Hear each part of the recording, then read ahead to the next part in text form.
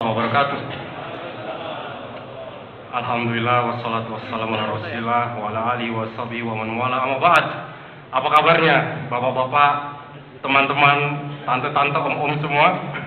Brothers and sisters, apa kabarnya? Ya, udah buka loh. Jangan puasa lagi, udah buka. Jadi harus semangat. Apa kabarnya? Alhamdulillah. Masih boleh? Masih boleh berdoa. Taqabbalallahu minna wa minkum. Oh, minal aidin wal faizin.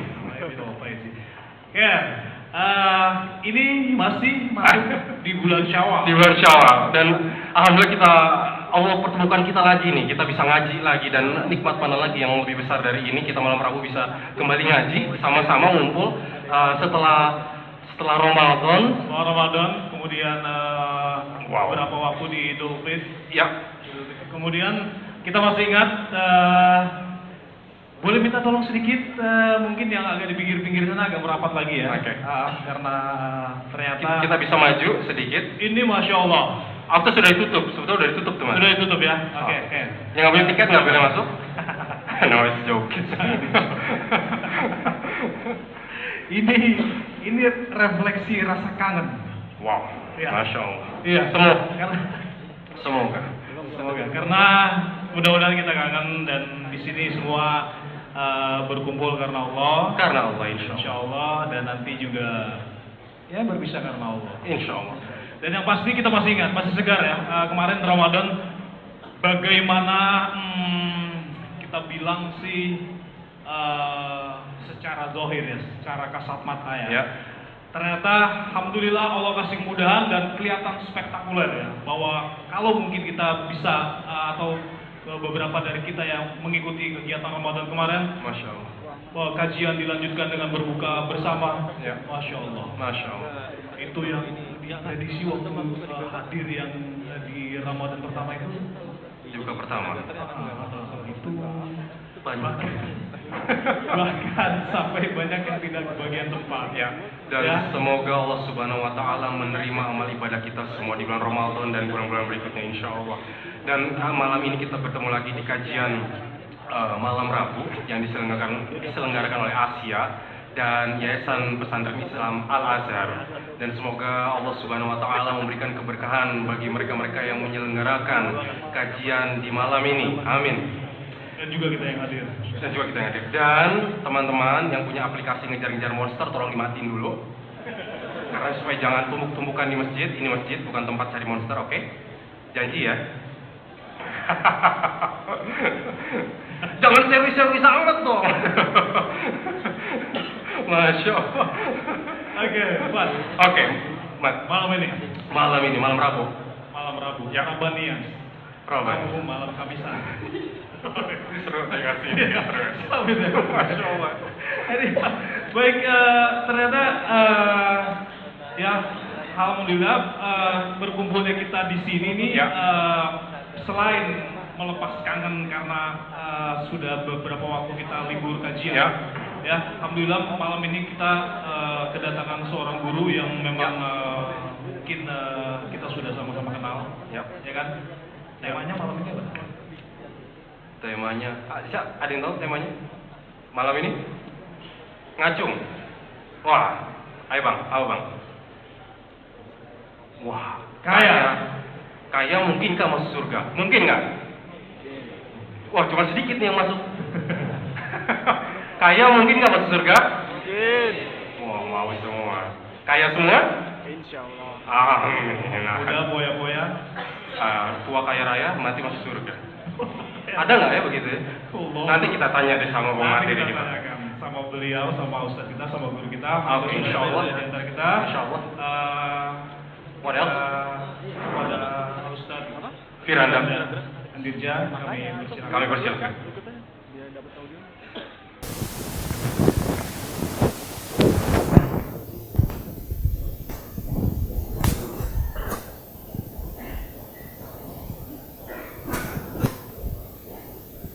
Assalamualaikum. Apa kabar Ustaz? Baik. Alhamdulillah. Terima kasih Ustaz telah meluangkan waktunya malam ini di tengah-tengah kita dan memulai kajian perdana kita lagi setelah Ramadan. dengan tema insyaallah kaya masuk surga mungkin. Silakan. Bismillahirrahmanirrahim. Assalamualaikum warahmatullahi wabarakatuh. Alhamdulillahi ala ihsanih wa syukru lahu ala taufiqihi wa amtinanih. Wa asyhadu an la ilaha illallah wahdahu la syarika lahu ta'ziman li sya'nih. Wa asyhadu anna Muhammadan abduhu wa rasuluhu da'ila ridwanih. Allahumma salli alaihi wa ala alihi wa ashabi wa ikhwani. Hadirin dan hadirat yang dirahmati oleh Allah Subhanahu wa taala, senantiasa pujian dan rasa syukur wajib untuk kita panjatkan kepada Rabb kita Allah Subhanahu wa taala yang senantiasa memberikan kepada kita karunia dan kenikmatan yang tiada henti-hentinya. Salawat dan salam tercurahkan selalu kepada junjungan kita Nabi Muhammad sallallahu alaihi wasallam dan juga kepada keluarganya serta seluruh sahabat beliau tanpa terkecuali. Pada malam hari ini kita akan membahas topik yang telah diumumkan, yaitu mungkinkah orang kaya masuk surga ya. Jadi ini cita-cita kebanyakan orang. Kebanyakan orang ingin hidup kaya, mati masuk apa? Surga. Atau anak-anak muda sering bilang hidup kaya, terus foya-foya, kemudian mati masuk neraka jahanam. Jadi kalau kaya boleh, foya-foya nggak boleh. Kaya boleh, foya-foya nggak boleh. Sebelum kita membahas tentang mungkinkah kaya masuk surga, ada permasalahan ilmiah yang sering dibahas oleh para ulama dan menjadi perdebatan yang panjang lebar di antara mereka, yaitu tentang manakah yang lebih afdal, al-ghaniyus syakir amil miskinus sabir. Mana yang lebih utama di sisi Allah Subhanahu wa taala, yang kaya bersyukur ataukah yang miskin al-faqirus sabir, yang miskin fakir namun bersabar. Dan ternyata setelah kita baca penjelasan para ulama, maka terdapat 3 pendapat di kalangan para ulama. Sebagian ulama memandang bahwasanya yang paling afdal adalah yang kaya bersyukur daripada yang miskin bersabar ya. Kemudian sebagian ulama berpendapat bahwasanya sebaliknya, yang lebih afdal adalah yang miskin bersabar daripada kaya bersyukur. Bahkan Syekhul Islam Ibnu Taimiyah rahimahullah menyebutkan telah datang dari Imam Ahmad 2 riwayat. Satu riwayat menyatakan yang lebih afdal kaya yang bersyukur, dan satu riwayat mengatakan yang lebih afdal adalah miskin yang bersabar. Adapun Syekhul Islam Ibnu Taimiyah rahimahullah, maka beliau cenderung kepada pendapat yang ketiga, yaitu bahwasanya yang paling afdal adalah mana yang paling bertakwa di antara keduanya. Apakah yang kaya dengan syukurnya ataukah yang miskin dengan kesabarannya? Syukur ada pahalanya, sabar juga ada pahalanya. Maka dilihat mana yang lebih kuat pahalanya, lebih kuat ketakwaannya di antara kedua ini. Oleh karena Allah Subhanahu wa taala dalam Al-Qur'an dan demikian juga dalam hadis-hadis Nabi, tidak pernah syariat memuji kaya pada zatnya dan tidak pernah juga syariat memuji kemiskinan pada zatnya ya. Tetapi yang dipuji adalah syukur dan sabar. Oleh karenanya yang paling afdal di antara keduanya adalah yang paling bertakwa di antara keduanya, karena Allah menilai keafdalan seseorang adalah dengan ketakwaan. Inna akramakum indallahi atqakum. Sungguhnya yang paling mulia di antara kalian adalah yang paling bertakwa. Dan pendapat Syekhul Islam Ibnu Taimiyah di pendapat yang ketiga adalah pendapat yang cukup kuat ya. Oleh karena diriwayatkan dari Umar bin Khattab radhiyallahu anhu, beliau berkata ya, al-ghani al-ghina wal faqr matiyatani la ubali bi ayyihima arkabu. Kekayaan dan kemiskinan adalah 2 tunggangan. Aku tidak peduli aku menunggang yang mana ya. Artinya apa? Kalau aku menunggang kekayaan, maka aku akan bersyukur, dan kalau aku tungganganku adalah kemiskinan, maka aku akan bersabar. Aku tidak peduli mana yang harus aku tunggangi. Karenanya kita dapati orang-orang yang soleh, para anbiya, para mursalin, para rasul juga 2 model. Ada rasul yang kaya, ada juga rasul yang miskin ya. Di antara orang-orang soleh yang kaya raya, contohnya adalah Nabi Sulaiman alaihissalam, Nabi Sulaiman alaihissalam, Nabi Daud alaihissalam. Kemudian di antara juga Nabi Ayub alaihissalam, Nabi Ibrahim alaihissalam. Kemudian sahabat yang kaya raya seperti Abdurrahman bin Auf radhiyallahu anhu, Abu Bakar As-Siddiq radhiyallahu anhu, yang dikenal suka dermawan dan suka bersedekah. Kemudian juga ada kelompok kedua, para nabi dan rasul dan orang soleh yang miskin. Contohnya Nabi Isa alaihissalam miskin, Nabi Yahya miskin, Nabi Zakaria miskin. Kemudian contohnya yang miskin adalah Abu Dzar Al-Ghifari, Ali bin Abi Thalib. Disebutkan juga beliau bukanlah orang kaya. Ya. Inilah, jadi ada dua model manusia. Dan Syekhul Islam Taimiyah menyebutkan model orang ketiga yang terkadang kaya, terkadang miskin, seperti Nabi Shallallahu Alaihi Wasallam. Terkadang Nabi Shallallahu Alaihi Wasallam memiliki harta yang banyak, kemudian beliau sedekahkan. Terkadang beliau tidak memiliki apa-apa, namun kehidupan Nabi kebanyakannya adalah kekurangan. Ya, sebagaimana dalam hadis-hadis yang disebutkan, ya, bagaimana Aisyah radhiyallahu taala anha mengatakan, "Ra'ainal hilal, tsummal hilal, thalathu ahillatin fi syahrain wa ma uqida fi buyuti azwajin Nabi sallallahu alaihi wasallam." Kami melihat hilal muncul, kata Aisyah, 3 hilal kami lihat dalam 2 bulan dan tidak ada api yang dinyalakan di rumah istri-istri Nabi. Jadi tidak ada yang dimasak selama 2 bulan. Jadi ini menunjukkan miskinnya Nabi SAW. 2 bulan tidak ada yang dimasak. Terus, wa ma ta'amukum ya ummah? Apa yang kalian makan wahai ibunda kami Aisyah? Kata Aisyah, al-aswadan, yaitu korma dan air putih. Jadi selama 2 bulan tidak ada masak daging, tidak ada masak kambing, tidak ada bakar roti, enggak ada. Cuma korma dan air putih. Terkadang Nabi SAW diberi hadiah oleh sebagian sahabat berupa susu kambing atau susu onta. Ini menunjukkan kehidupan Nabi. Meskipun terkadang Nabi kaya dengan bersedekah, namun seringnya Nabi SAW hidup dalam keadaan susah. Contoh lagi, seperti Nabi SAW datang kepada istrinya bertanya, hal indakum ta'am, pagi-pagi Rasulullah SAW lapar, apakah ada makanan? Kata istrinya, tidak ada. Kata Rasulullah SAW, idzan fa ana shaim. Kalau gitu saya puasa. Ya. Dan saya katakan, sungguh indah kalau para suami seperti ini. Ya, istriku sayangku, ada makanan enggak? Enggak ada. Kalau gitu papa puasa. Ya. Besok datang lagi, ada makanan enggak? Papa mau sarapan? Tidak ada. Kalau gitu papa puasa. Masya Allah. Besoknya lagi, ada makanan enggak? Tidak ada, papa. Kamu ngapain aja? Menjadi istri ngapain aja di rumah, enggak pernah. Kemudian lihat, ya, bagaimana Nabi SAW, tatkala ada seorang tamu datang ingin bertamu kepada Nabi, dan Nabi ingin menjamunya, maka Nabi mengirim sahabat untuk mengecek di rumah-rumah istrinya. Cek istri dari istri pertama sampai istri ke-9. Ya. Setiap dicek, istrinya berkata, sampaikan kepada suamiku, walladzi ba'atsaka bil haqq ma indana illa ma. Sampaikan kepada suamiku, demi Allah yang mengutusmu dengan kebenaran, tidak ada di rumah kecuali hanya air putih. Bayangkan, cuma air putih. Coba istri berikutnya sama, di rumah tidak ada kecuali air putih. Bagaimana mau jamu tamu? Sampai Rasulullah SAW mengatakan, man yudhaifu dhaifa Rasulillah. Siapa yang mau menjamu tamu, kita tidak bisa jamu, tidak ada apa? Makanan sama sekali. Bagaimana bisa menjamunya? Ini menunjukkan Rasulullah SAW sering tidak ada apa di rumah. Oleh karena dalam hadis yang sahih, tatkala ada seorang wanita datang menemui Aisyah radhiyallahu anha, minta makan. Aisyah cari di rumah ada makanan enggak? Ternyata cuma dapat 1 butir apa? Korma. Kemudian Aisyah mendahulukan orang miskin tersebut, wanita miskin tadi, kemudian diberikan kepada wanita miskin tadi, maka dia pun belah 2, dia berikan kepada putri-putrinya. Maksud saya, kehidupan Nabi sering dalam kondisi apa? Susah. Kita alhamdulillah sekarang istri-istri sekalian kalau pulang ke rumah, kulkas ada macam-macam, kan? Ada coklat, ada ini, ada susu. Buka lemari, ada Indomie, ada macam-macam. Alhamdulillah. Terus masih sering mengeluh, ya?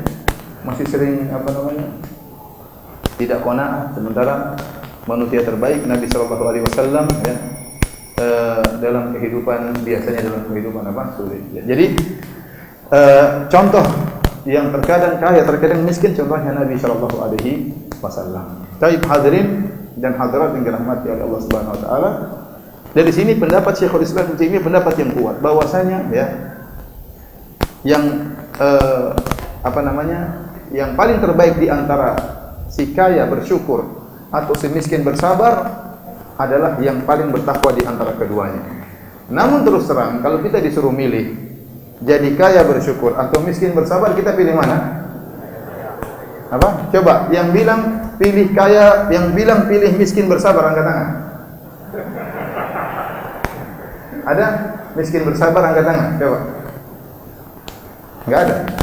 Yang milih kaya bersyukur, angkat tangan. Ya, kita harus tahu diri lah. Tahu diri. Kalau miskin, ya udahlah. Miskin tapi apa? Bersabar, ya. Memang naluri manusia, tabiat manusia memilih kaya yang apa? Bersyukur daripada miskin bersabar. Namun kalau kita perhatikan, Banyak dalil yang menguatkan bahwasanya yang miskin bersabar, ya, ini lebih afdal. Sebagian dalil mengisyaratkan seperti itu. Contohnya, ya, Rasulullah SAW mengatakan, "Ittalaqtu fil jannah, fawajadtu aktsara ahliha al-fuqara." Aku nengok ke surga, aku dapati kebanyakan penghuninya orang-orang miskin. Baik, saya tanya lagi, pilih mana? Saya sudah kasih dalil, ya. Miskin bersabar atau kaya bersyukur? Kaya bersyukur, masih ngeyel, ya. Baik, saya sampaikan dalil berikutnya. Dalil berikutnya dalam hadis Rasulullah SAW mengatakan, "Inna fuqara'a ummati yadkhuluna al-jannata qabla al-aghniya binisbi yaumin." Ayat 500 sana. Sungguhnya orang-orang miskin dari umatku masuk surga sebelum orang-orang kaya 500 tahun. Jadi orang-orang miskin masuk surga dulu, orang kaya nongkrong nunggu dulu, ya. Jadi orang miskin lebih dahulu, maksudnya dalilnya jelas. Orang miskin lebih dahulu masuk surga daripada orang kaya. Sekarang pilih mana? Miskin bersabar, kaya bersyukur? Tetap saja ngeyel, ya. Qadarullah, demikianlah sifat manusia, ya. Mau bagaimana lagi? Ya, jadi ada sebagian dalil yang menunjukkan bahwasanya, ya, miskin itu lebih utama. Namun wallahu a'lam bishawab, ya. Sebenarnya, ya, dalil-dalil yang menunjukkan kaya lebih utama juga banyak.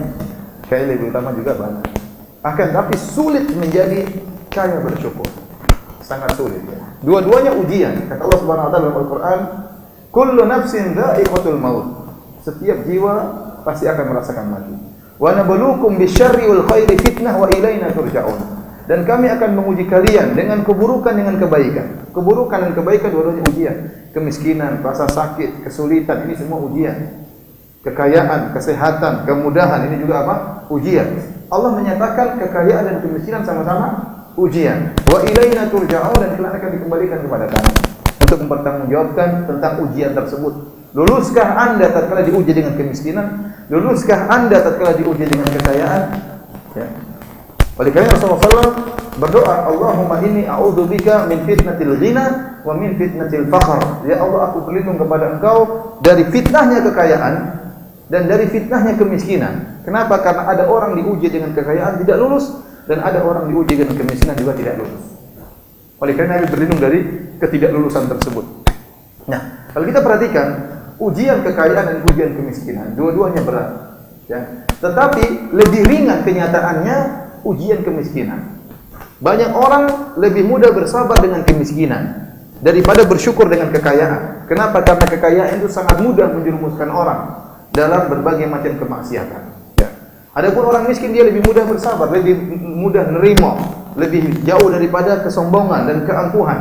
Makanya buktinya penghuni surga kebanyakannya orang-orang miskin. Jadi untuk lulus dari ujian kaya itu sangat sulit.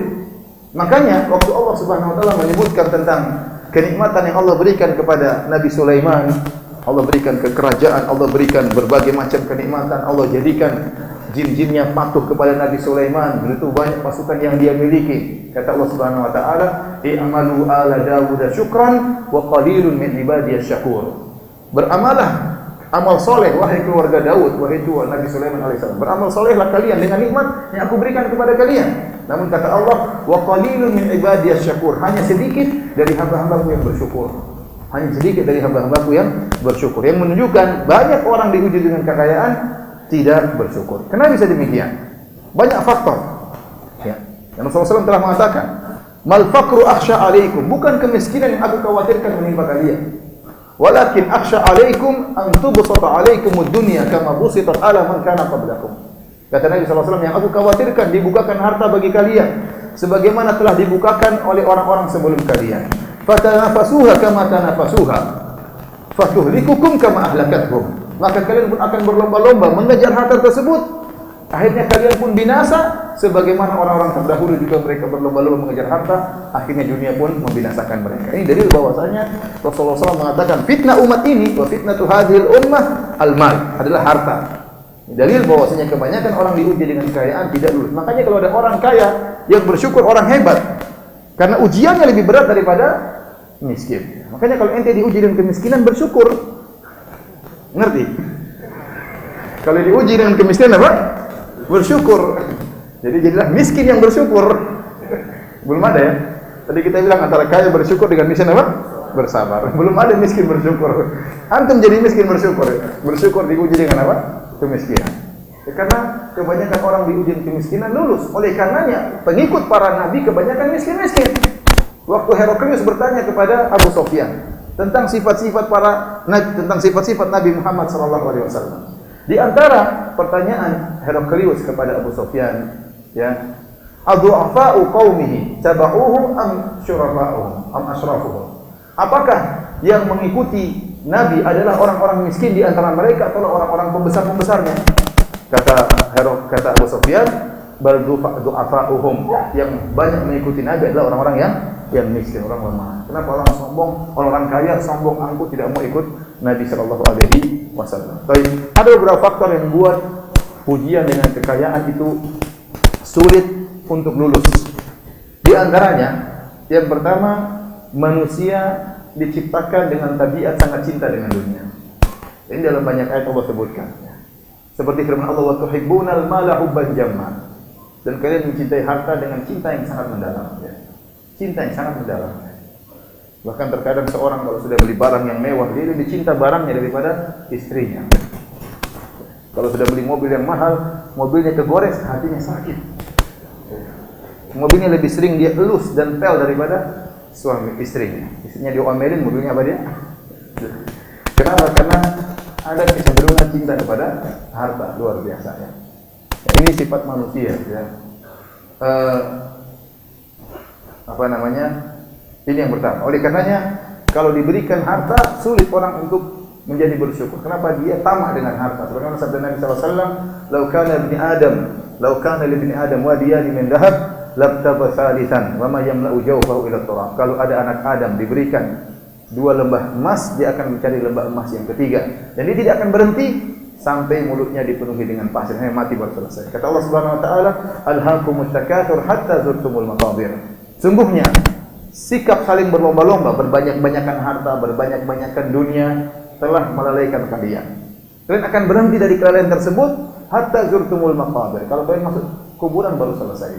Ini dari bahwasanya manusia punya sifat tamak untuk memperbanyak harta. Ya, sehingga membuat dia lupa dengan akhirat. Sampai akhirnya banyak manusia yang menjadi budak harta. Dan Allah dan Rasulullah SAW telah sebutkan, kata Rasulullah SAW, ta'isa abdul dinar, ta'isa abdul dirham. Celaka hamba dinar dan celaka hamba dirham. Sampai pada derajat penghambaan, bahwasanya harta adalah tujuan utama. Kapan harta mengatakan lakukan, dia akan lakukan. Kapan harta mengatakan putuskan hubungan silaturahmi, dia akan putuskan, enggak apa-apa, yang penting dia punya harta. Jadi tidak peduli. Kapan harta bilang ceraikan istrimu, dia ceraikan, yang penting dia dapat apa? Harta. Kapan harta bilang tinggalkan sholat, dia tinggalkan sholat, dia enggak peduli. Kenapa? Karena dia sudah menjadi budak harta. Harta adalah Tuhannya. Dia menyangka bahwasanya harta akan berkhidmat kepada dia, melayani dia. Sebaliknya dia yang menjadikan jiwanya untuk melayani apa? Harta, memuaskan hawa nafsunya. Oleh karenanya para hadirin, ini di antara hal yang membuat seorang sulit bersyukur tatkala diuji dengan harta. Perkara kedua yang sangat berbahaya, harta itu sangat mudah bikin orang sombong. Padahal kalau orang sombong tidak bisa masuk surga. Kata Nabi sallallahu alaihi wasallam, la yadkhulul jannata man kana fi qalbihi mithqalu dzarratin min kibar. Tidak akan masuk surga seorang dalam hatinya ada kesombongan meskipun sebesar zarrah. Zarrah itu apa? Sesuatu yang sangat ringan. Sebagian ahli tafsir mengatakan zarrah adalah semut yang kecil. Ya, semut kecil kalau ditaruh di timbangan mungkin enggak ada beratnya. Kemudian ada yang mengatakan zarrah kalau seorang memukulkan tangannya di tanah, kemudian dia angkat, dia akan melihat banyak butiran-butiran pasir di tangannya. Kalau dia ambil satu butir itu namanya apa? Zarrah. Ada yang mengatakan tatkala seorang misalnya membuka jendela, ada butiran-butiran terkena matahari, cahaya matahari, terlihat butiran-butiran. Kalau diambil satu butiran itulah zarrah. Artinya sangat ringan. Nah, kalau ada orang punya kesombongan, ya, sebesar zarrah tidak akan masuk surga. Karena surga adalah tempat orang-orang yang tawadhu, orang-orang yang rendah. Dan itu kebanyakan orang miskin. Ya, orang miskin mau sombong bagaimana? Dia naik sepeda ontel, mau sombong bagaimana? Terpaksa tawadhu. Gimana mau sombong? Kondisi dia membuat dia tidak sombong. Beda dengan orang kaya, orang punya jabatan, orang terkenal, sangat mudah untuk sombong. Ya. Sampai Rasulullah SAW sebutkan, ada orang yang berjalan dengan alaihi burdan, ya, akhdaran yatabakhtaru fihima. Ada seorang memakai dua baju berwarna hijau, kemudian dia sombong dengan dua bajunya, akhirnya Allah benamkan dia dalam bumi. Allah yatajaljalu fiha, dia dibenamkan, digoyahkan oleh Allah sampai hari kiamat. Kenapa? Dia sombong dengan dua bajunya. Kalau baju saja bisa bikin sombong, apalagi yang lainnya. Makanya ini yang buat orang kaya terkadang sulit. Maksudnya kenapa kesombongan harus dia buang? Baju saja bisa bikin sombong, apalagi mobil. Coba antum bayangkan, antum punya mobil. Mobil harganya 1,5 M. Terus antum masuk ke kampung. Nanti buka kaca jendela. Gimana perasaan ente? Assalamualaikum. Waalaikumsalam. Tapi lagi ente naik sepeda. Waalaikumsalam, waalaikumsalam. Sepeda butut. Oleh karenanya sangat mudah buat apa orang sombong. Jabatan, orang-orang terkenal, orang-orang mulia juga sangat mudah untuk sombong. Ya, saya punya teman kepala polisi di Masjid Nabawi. Ya. Bajunya penuh dengan apa? Jasa-jasa, ada bintang-bintang sini banyak sekali. Dia bilang, Firanda kau tidak tahu ini baju bikin fitnah. Kok bisa? Saya mau pensiun dini. Kenapa? Coba saya pulang, kalau kadang-kadang saya pulang dari kantor, kalau istri minta dibelikan sesuatu di Bakola apa namanya? Supermarket atau kios. Ya, saya mampir, terkadang saya ambil barang, kata pemilik enggak usah bayar. Saya mau bayar, katanya enggak usah. Kenapa? Karena saya pakai bintang di sini. Maka suruh enggak bayar. Terkadang saya ngantri sesuatu, beli barang, begitu saya datang semuanya minggir. Dia beli. Ini kondisi yang buat dia mudah untuk apa? Sombong. Kalau saya pulang, saya ganti baju, pakai baju biasa, baju putih, saya ngantri orang miskin depan saya ngantri, dia ada saya maju depan. Kenapa? Karena saya tidak pakai baju kebesaran saya. Ini baju bikin apa? Bikin fitnah. Ya. Gimana ada teman saya cerita ya. Teman saya jenderal ngaji, alhamdulillah ya. Jenderal ada yang baik, ada yang sombong. Cerita, Ustaz, saya pernah ngajak teman saya jenderal juga untuk ngaji di pengajian. Hadirlah jenderal tersebut di pengajian. Sampailah tiba tanya jawab. Dan biasa ikhwan-ikhwan kalau tanya jawab ngirim pakai kertas.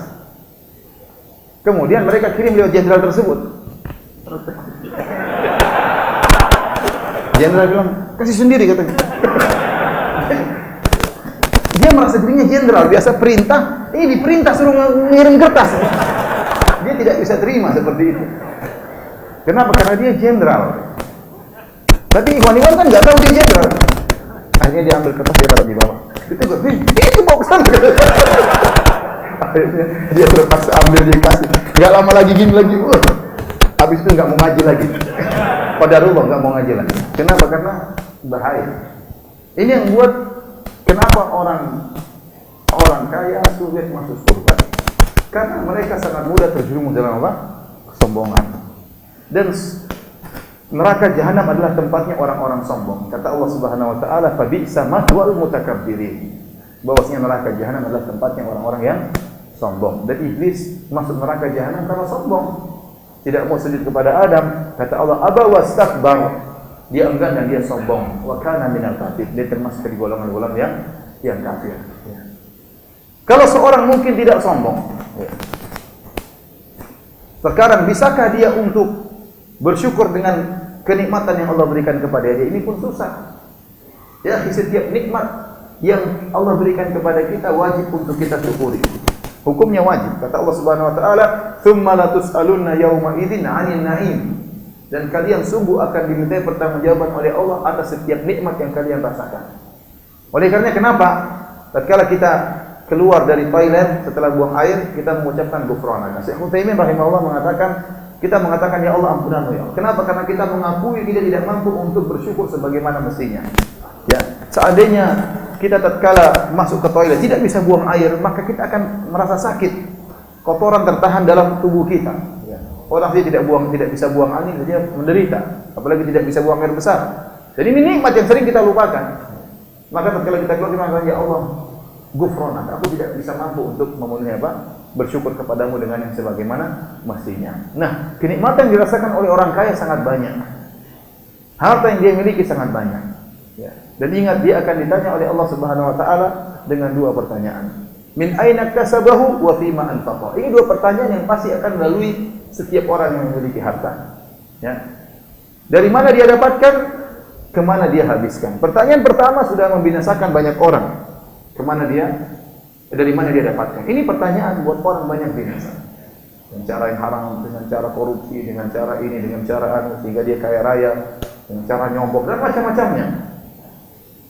Kalaupun dia lolos dari pertanyaan pertama bahwasanya dia bisa mendapatkan harta dengan cara yang benar, maka pertanyaan kedua, kemana dia habiskan? Ini pun tidak kalah berat untuk menjawabnya. Berat, kemana kau habiskan hartamu? Apakah untuk hanya berfoya-foya atau ada yang posisikan untuk di jalan Allah Subhanahu wa taala? Dari sebab inilah para hadirin dan hadirat, ini dalil bahwasanya orang kaya sulit untuk masuk surga. Ya. Sehingga kalau ada yang lolos dari orang kaya, orang hebat. Makanya terus terang ya, saya tatkala memperhatikan dalil-dalil yang ada, kalau melihat kepada keperluan umat Islam, melihat kepada kepentingan dakwah dan kepada penyebaran Islam, tentunya Islam lebih butuh kepada orang kaya yang bersyukur daripada orang miskin yang sabar. Dua-duanya perlu. Tetapi karena orang sabar ini doanya sangat dikabulkan. Ya. Umat ini ditolong dengan doanya orang-orang yang miskin, orang-orang yang lemah. Karena doa mereka lebih ikhlas, doa mereka lebih mudah dikabulkan. Kenapa doa dikabulkan orang musafir, orang dizalimi mudah dikabulkan? Karena mereka dalam kondisi lemah. Orang dizalimi, kata Nabi SAW, laisa wattaqi da'watal mazlum, laisa bainaha wa bainallahi hijab. Hati-hatilah dengan dakwah doanya orang dizalimi, karena tidak ada penghalang antara dia dengan Allah Subhanahu wa taala. Di antaranya orang musafir juga, kata Rasulullah SAW, thalathu da'awatin yustajabna la syakka fihinna. 3 doa yang pasti dikabulkan, tidak ada keraguan di dalamnya. Di antaranya dakwatul musafir, doa orang yang sedang safar. Kenapa? Dia dalam kondisi jauh dari kesombongan. Sampai kata Rasulullah SAW, dzakara rajul musafir, Rasulullah SAW menyebutkan tentang seorang yang sedang bersafar, ya, yutilus safar, sudah lama bersafar, ash'atha akbar, rambutnya penuh dengan debu, kemudian semerawut, yamuddu yadayhi ila sama, kemudian dia menyeru dengan mengangkat kedua tangannya di langit. Artinya orang ini sedang mengumpulkan sebab-sebab dikabulkannya doa. Di antaranya dia sedang bersafar. Dan orang bersafar itu Allah berikan kemudahan. Kenapa dalam kondisi susah? Makanya sholatnya boleh dijama, sholatnya boleh dikosor. Kalau dia puasa boleh tidak puasa. Kenapa dalam kondisi apa? Susah. Makanya doanya boleh dikabulkan. Kemudian kondisi dia jauh dari kesombongan. Rambutnya penuh debu, semerawut, tidak necis. Baju kotor. Ini mau sombong bagaimana? Makanya sangat mudah dikabulkan doanya. Dan orang-orang miskin doanya mudah dikabulkan. Nah, tetapi dari sisi yang lain, perkembangan dakwah, orang kaya sangat dibutuhkan. Oleh karenanya banyak dalil menunjukkan keutamaan orang kaya banyak. Contohnya dalam hadis Rasulullah SAW menyebutkan tentang orang-orang miskin yang mengadu kepada Nabi SAW. Datang orang miskin kepada Nabi.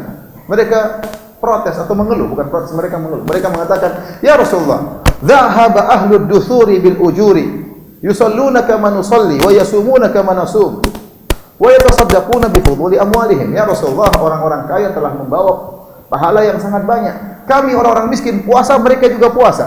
Kami orang-orang miskin salat, mereka juga salat. Jadi masalah mereka bersedekah, kami tidak bisa bersedekah.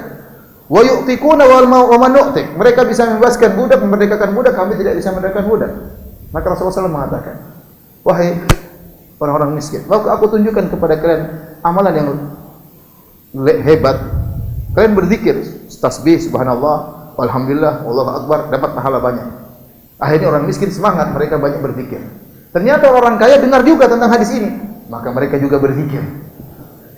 Datang lagi orang miskin, "Ya Rasulullah, mereka dengar kita berzikir, mereka juga berzikir yang kaya-kaya." Kata Allah, "Dzalika fadlullahi yu'tihi may yasha." Itu karunia yang Allah berikan kepada mereka, itu tidak bisa seperti mereka. Jadi, ya, ini dalil bahwasanya orang kaya kalau ibadahnya bisa menyamai orang miskin plus sedekah, maka ini lebih afdal. Karena ada ibadah yang tidak bisa dilakukan orang miskin, itu beda apa? Ibadah sedekah. Contohnya, Rasulullah SAW pernah menyebutkan tentang 3 orang yang pertama kali diazab dalam neraka jahanam. 3 orang ini semuanya hebat. Yang pertama adalah rajulun ustushhid, orang yang mati syahid. Yang kedua adalah alim, orang alim, ustadz, kiai yang berdakwah. Yang ketiga, orang yang diberi harta yang banyak dan dia berinfak di jalan Allah. Ini 3 orang hebat, namun karena mereka riya, mereka masuk neraka jahanam. Tapi ini contoh 3 orang hebat. Yang pertama mati syahid namun karena riya, yang kedua orang alim, ustadz namun karena makan puji, dan yang ketiga orang yang bersedekah namun karena makan puji. Seandainya mereka tidak makan puji, maka 3 orang yang apa? Hebat. Kemudian di antara dalil tentang pentingnya orang kaya, kata Rasulullah SAW, la hasada illa fitnatain. Tidak ada hasad kecuali pada dua orang. Rajulun atahu Allahul mal. Seorang yang Allah berikan kepada dia harta. Wa huwa yusallituhu ala halakatihi fil haq. Kemudian dihabiskan hartanya pada kebenaran di jalan Allah Subhanahu wa taala. Yang kedua, rajulan atahu Allahul ilm hikmah. Yang kedua, orang-orang yang Allah berikan kepada dia ilmu, wa huwa yaqdi biha, kemudian dia yaqdi biha wa yuallimuha, kemudian dia berhukum dengan ilmu tersebut dan dia mengajarkan. Ini dua orang yang kata Nabi pantas dan patut untuk dicemburui. Bukan dihasati, maksudnya ingin mereka jadi satunya jadi miskin, satunya jadi bodoh, tidak. Tapi pantas untuk dicemburui agar kita bisa seperti mereka. Kenapa ini dua orang yang hebat? Yang satu dia berdakwah di jalan Allah. Karena ini adalah pilar-pilar keberhasilan dan tersebarnya Islam. Islam butuhkan dua orang yang sangat penting, yaitu orang yang berilmu, yang mendakwahkan ilmunya, yang kedua orang yang berharta, kemudian dia menginfakkan apa? Hartanya. Ya. Oleh karenanya, dua inilah yang memudahkan Islam tersebar. Karenanya Allah alam bisawab, Allah Subhanahu wa taala tatkala mengutus Nabi Muhammad sebagai seorang nabi, Allah mentakdirkan Nabi Muhammad SAW menikah dengan Khadijah, saudagar yang kaya raya. Yang hartanya dia serahkan semua kepada suaminya untuk berdakwah. Kenapa? Rasulullah SAW butuh duit untuk berdakwah. Kalau nggak ada duit, gimana berdakwah? Secara logika susah. Mungkin kita bisa berdakwah, namun tidak bisa sampai ke tempat-tempat yang jauh, tidak bisa menembus tempat-tempat yang jauh, kecuali dengan harta. Kemudian juga Allah mentakdirkan lelaki pertama yang masuk Islam dewasa adalah Abu Bakar, dan dia juga adalah orang yang berharta. Makanya waktu Bilal disiksa, Rasulullah SAW tidak bisa menolong Bilal. Rasulullah SAW datang kepada Abu Bakar. Beliau mengatakan, Inna Bilalan yu'adzabu fillah. Wahai Abu Bakar, Bilal sedang disiksa karena Allah. Abu Bakar paham, Rasulullah SAW tidak bisa merdekakan karena tidak punya uang. Maka Abu Bakar kemudian yang mengeluarkan uangnya untuk membebaskan siapa? Bilal. Ya, oleh karenanya, ini sangat dibutuhkan. Ini dalil bahwasanya orang kaya sangat apa? Dibutuhkan. Di antara dalil bahwasanya orang kaya sangat mulia kalau mereka baik, kalau mereka pandai bersyukur. Terlalu banyak ayat menyuruh kita bersedekah. Terlalu banyak ayat untuk kita berinfak. Nah, kalau mau berinfak enggak punya duit, gimana cara berinfak? Ya. Mathalul ladzina yunfikuna amwalahum fi sabilillah kamathali habbatin ambatat sab'a sanabila fi kulli sumbilatin mi'atu habbah. Wallahu yudha'ifu liman yasha. Perumpamaan orang yang mengeluarkan hartanya di jalan Allah Subhanahu wa taala seperti biji yang mengeluarkan 7 bulir, masing-masing bulir ada 700 kali lipat dilipatkan gandakan oleh Allah. Dan Allah melipat gandakan bisa lebih dari itu kepada orang yang Allah kehendaki. Terlalu banyak hadis-hadis tentang keutamaan sedekah, tentang keutamaan mengkafili anak yatim, tentang keutamaan membantu para janda. Apa kata Nabi sallallahu alaihi wasallam? As-sa'i 'alal armalah wal aitam kal mujahid fi sabilillah. Seorang yang berusaha membantu anak yatim dan para janda seperti orang berjihad di jalan Allah Subhanahu wa taala. Maka yang Anda tolong jangan yang anak yatim saja, janda juga harus Anda tolong. Bahkan Anda bisa berjihad tanpa pedang dengan menolong para janda. Tapi ditolong tidak harus dikawini ya. Maksudnya ditolong, pokoknya gimana caranya ditolong. Saya punya teman, Masya Allah, ada teman di Surabaya, bikin asrama janda, Masya Allah. Saya pernah kunjungan di sana. Ya. Artinya, ini semua butuh modal. Kalau nggak punya modal, gimana cara mengkafili anak yatim? Gimana cara memberi makan kepada fakir miskin? Gimana cara membayar zakat? Gimana cara? Nggak ada duit, gimana caranya? Ini semua dalil bahwasanya syariat mengisyaratkan seseorang memiliki uang untuk dia berinfak, untuk dia bersedekah. Ini menunjukkan dia secara isyarat untuk mencari apa?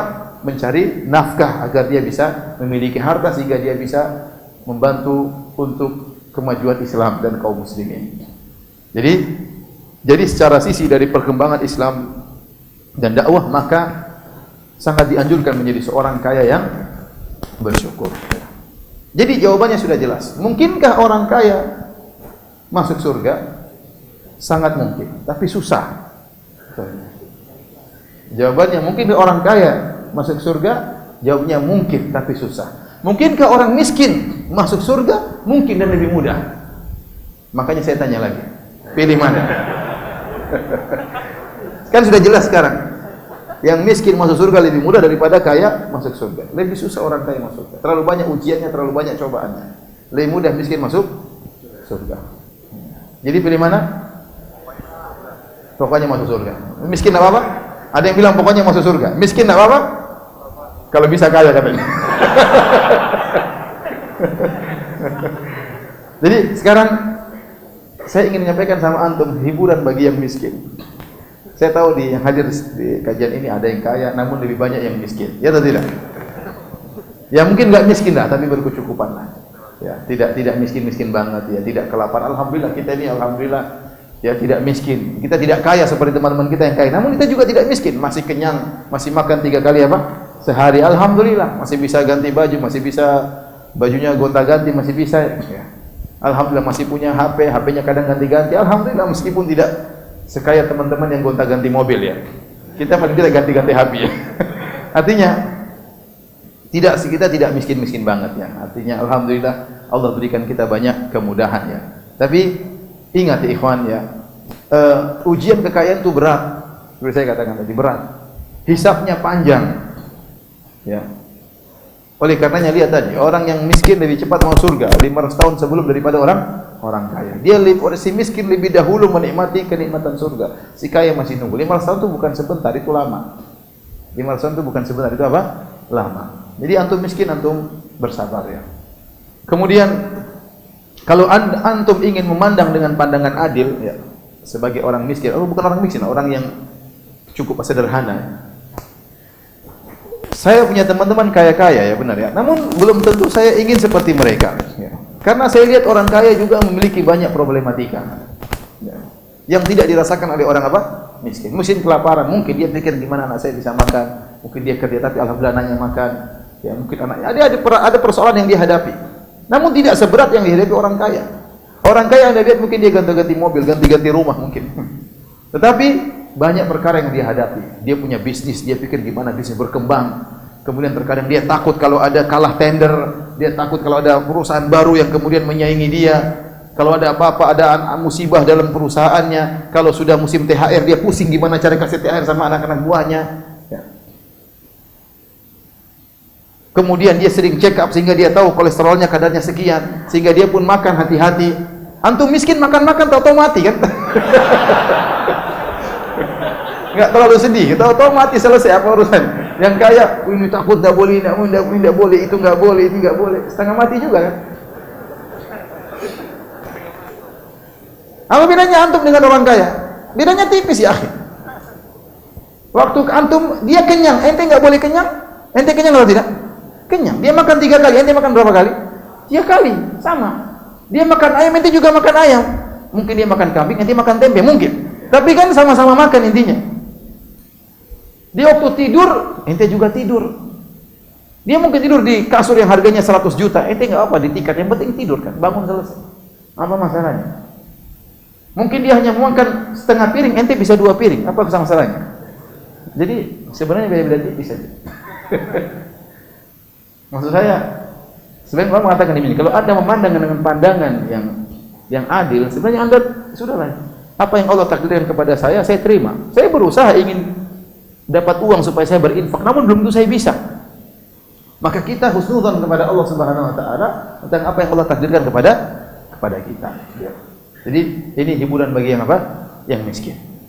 Tapi jangan sampai Anda sudah miskin di dunia, di neraka, di akhirat masuk apa? Neraka. Adakah orang seperti itu? Ada. Orang miskin yang tidak bersabar.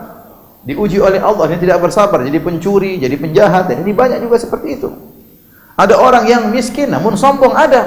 Makanya Rasulullah SAW mengatakan, "Salasatun la yukallimuhullahu yaumal qiyamah wa la yanzuru ilaihim wa lahum adzabun alim." Ada 3 golongan, 3 orang yang Allah tidak akan ajak bicara dengan mereka pada hari kiamat. Allah tidak akan melihat mereka pada hari kiamat dan bagi mereka azab yang pedih. Kata Nabi SAW, yang pertama, ailun mustakbir, orang miskin tapi sombong. Ada orang miskin tapi apa? Sombong ya, dia sombong. Saya ini keturunan raja, sombong. Mana kerajaannya? Sudah hancur 1000 tahun lalu. Tapi saya masih darah biru. Ente darah biru, mau darah coklat, darah kuning, kerajaan ente sudah hancur. Mau apa? Apa yang mau disombongkan? Kakek saya dulu kaya, ente sekarang miskin. Terus sombong dengan kakek ente ngapain? Ya, orang miskin tapi apa? Sombong. Usaimitun zanin, orang kaya tapi berzina. Dan yang ketiga, malikun kadzdzab, raja yang berdosa. Raja ngapain berdosa? Mau semuanya tunduk sama dia, ngapain dia berdosa? Ini dalil bahwasanya ada orang miskin yang juga masuk apa? Neraka tatkala tidak bersabar dengan ujian yang Allah berikan kepada dia. Jadi, ikhwani fillah wa fiddin azanallahu yakum, bisa kaya masuk surga sangat bisa, namun ujiannya berat. Ustaz, bolehkah kita berangan-angan untuk menjadi orang kaya? Boleh, nggak jadi masalah. Tapi ingat, jangan sampai niat Anda putus di tengah jalan. Kata Nabi, innamal amalu binniyat. Amalan tergantung apa? Niat. Kalau Anda beramal saleh hanya sekedar untuk kaya, nanti sudah kaya baru mikir sedekah, terlambat. Sejak awal Anda mencari harta sudah pikirkan, ini saya harta, saya mau nanti bikin pondok, saya mau bangun asrama janda, saya ingin bangun asrama buat anak yatim. Terus sehingga waktu Anda bekerja cari harta, niat itu terus ada sehingga dapat pahala terus. Karena khawatir niat kita terputus, kita hanya ingin bangun rumah, tahu-tahu kita meninggal dunia. Yang menempati rumah tersebut orang lain. Harta bukan harta kita, kita carikan harta untuk orang lain. Iya masih mending kalau anak kita pandai mengurus harta kita. Kalau nggak pandai, harta kita dibuat hura-hura, jadi masalah bagi kita di akhirat. Oleh karenanya, kalau ingin jadi orang kaya boleh, tapi niatnya sudah benar sejak awal. Kemudian yang kedua, kalau cari harta, kalau Anda sekarang lagi miskin, ingin punya harta, tawakal harus tinggi. Usaha harus ada, tapi disertai dengan tawakal yang benar. Apa kata Nabi SAW? Lau annakum tatawakkaluna haqqa tawakkulih la razaqakumullah kama yarzuqut tayr. Taqdu khimasan wa taruhu bitana. Kata Nabi SAW, kalau seandainya kalian bertawakal dengan tawakal yang benar, Allah akan berikan kalian rizki sebagaimana Allah berikan rizki kepada burung. Dia terbang dalam pagi hari dalam kondisi perut kosong dan balik dalam kondisi perut sudah kenyang. Kata sebagian ulama seperti Ibnu Rajab Al-Hambali rahimahullah, ini dalil bahwasanya seorang berusaha namun tawakalnya harus tinggi. Tawakal yang tinggi dengan usaha yang sedikit bisa menghasilkan lebih banyak. Terkadang orang usahanya besar namun tawakalnya kurang, dia lupa bahwasanya beri rezeki adalah siapa? Allah. Dia tahu saya bertawakal di Allah, saya bekerja ini karena saya menjalankan kewajiban saya. Saya harus berusaha. Tidak mungkin rezeki datang tanpa apa? Usaha. Harus berusaha. Namun, saya katakan tadi, harus disertai dengan tawakal yang tinggi. Tatkala disertai dengan tawakal yang tinggi, dengan usaha yang sedikit, rezeki sangat mudah untuk apa? Datang. Di antaranya ada untuk mudah mencari rezeki juga. Jangan memperhatikan hanya sekedar sebab materi duniawi. Materi duniawi sebabnya jelas. Ente kerja, ente melamar kerja, ente buka toko yang baru, ente buka usaha yang baru supaya banyak rezeki. Tapi ada sebab-sebab yang lain yang mudahkan Anda dapat rezeki. Sebab-sebab yang terkadang keluar dari nalar kita. Di antaranya nyambung silaturahmi. Dalam hadis yang sahih kata Nabi sallallahu alaihi wasallam, "Man ahabba an yubsata lahu fi rizqihi wa yunsa'a fi atharihi falyasil rahimah." Barang siapa yang ingin dilapangkan rezekinya dan dipanjangkan umurnya, sambung silaturahmi. Anda kerja tapi jangan lupa sambung silaturahmi. Bahagiakan ibu, bahagiakan ayah, sambung silaturahmi, telepon kakak, telepon adik, ya. Beri hadiah kepada ponakan-ponakan. Berikan uang kepada tante, kepada bibi. Ini sebab Anda diberikan rezeki oleh Allah Subhanahu wa taala. Di antaranya yang memudahkan rezeki adalah bersedekah dengan niat yang tulus kepada Allah Subhanahu wa taala. Kata Nabi SAW, "Ma naqasat shadaqatun min mal." Bahwasanya sedekah tidak akan mengurangi harta. Ini Nabi telah mengatakan demikian. Kita harus yakin, sedekah tidak bisa mengurangi harta. Secara logika, kalau kita punya uang 1 juta, kemudian kita sedekahkan 100 ribu, uang kita berkurang jadi 900 ribu. Tapi kata Nabi tidak berkurang. Kok bisa? Itu urusan Allah Subhanahu wa taala. Zahirnya berkurang tapi nanti akan kembali lagi. Karena Nabi sudah meyakinkan kita akan hal tersebut, bahwasanya sedekah tidak akan mengurangi harta. Demikian ya, ini mungkin yang saya sampaikan kepada ikhwan dan akhwat sekalian rahmati Allah Subhanahu wa taala. Intinya ya, sebagaimana perkataan Umar bin Khattab radhiyallahu anhu, "Al-ghina wal faqr madiyatani, la ubali bi ayyihima arkabu." Sungguhnya kemiskinan dan kekayaan adalah dua tunggangan. Aku tidak peduli aku diberi tunggangan yang mana. Jadi kalau Anda menjadi seorang kaya, jadilah kaya yang bersyukur. Kalau Anda tidak bersyukur, maka musibah. Itu harta yang Anda kumpulkan, itu mobil yang Anda miliki, semuanya akan dimintai pertanggungjawaban oleh Allah. Kalau Anda tidak bisa jawab, maka binasalah Anda.